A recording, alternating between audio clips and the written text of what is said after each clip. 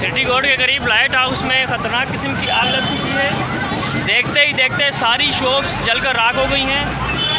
By the way फ़ौरन 5 से 10 minute के अंदर आग पर काबू पा लिया गया, लेकिन आग चूँकि ज़्यादा थी इस वजह से तकरीबन जो नाले पर शॉप्स बनी हुई थी आधे से ज़्यादा सारी जलकर राख हो चुकी हैं।